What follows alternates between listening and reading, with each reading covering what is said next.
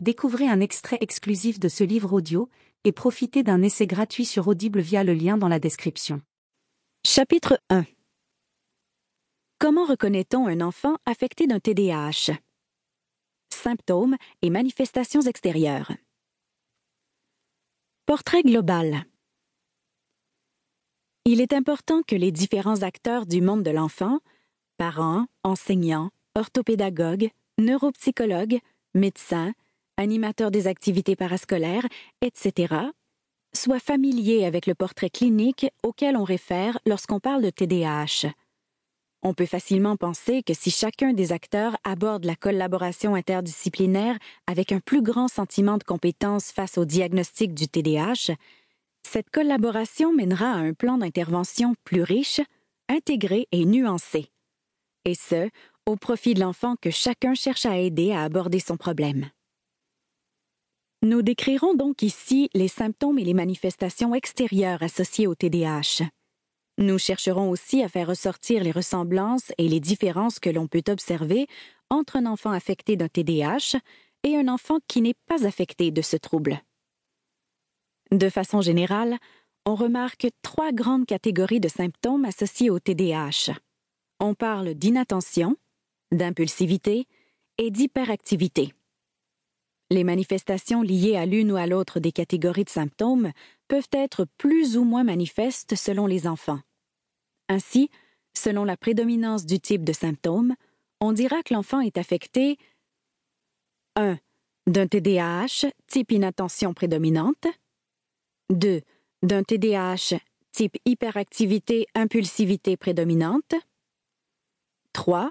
D'un TDAH type mixte. Ces symptômes peuvent se manifester ou avoir des répercussions sur les plans cognitifs, les pensées, comportementales, affectifs ou relationnels.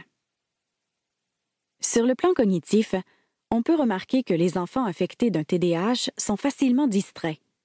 Ils semblent avoir régulièrement l'esprit ailleurs. Ils peuvent même paraître lunatiques. Ils oublient leurs effets personnels. En cours de route, même, ils oublient ce qu'ils allaient chercher. Il leur arrive donc régulièrement de ne pas avoir leur matériel pour travailler et de l'égarer. Quand ils exécutent une tâche, ils peuvent donner l'impression de ne pas avoir la capacité de prêter attention aux détails. Ce sont des enfants qui font de nombreuses fautes de distraction. Souvent aussi, leurs travaux sont brouillons, ce qui porte à croire que ces enfants n'accordent pas d'importance aux tâches scolaires ou aux autres tâches du même type. Ils ont aussi de la difficulté à rester centrés sur la tâche à accomplir. Chez plusieurs, on peut cependant remarquer une inégalité en ce qui a trait à la capacité de concentration. Par moments, ils sont complètement absorbés par la tâche, ne semblant rien entendre de ce qui se passe autour d'eux, même pas une nouvelle consigne. À d'autres moments, au contraire, ils peuvent sembler distraits par tout et par rien. Enfin, nous avons constaté chez plusieurs enfants affectés d'un TDAH que la perception du temps semblait altérée.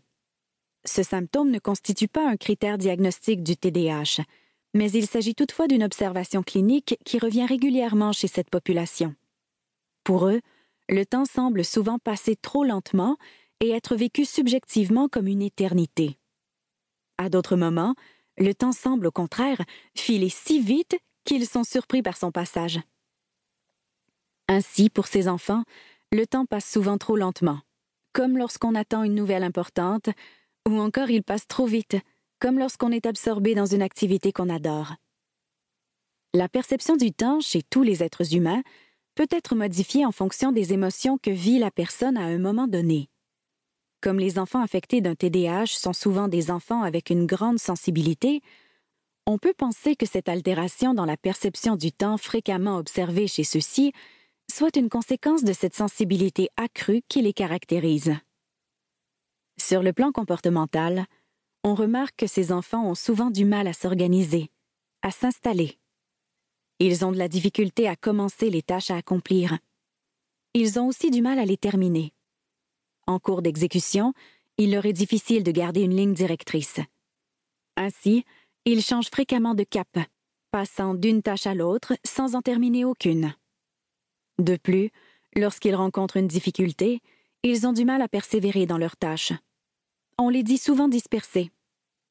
On remarque aussi chez eux Livre audio complet gratuit disponible en description de cette vidéo.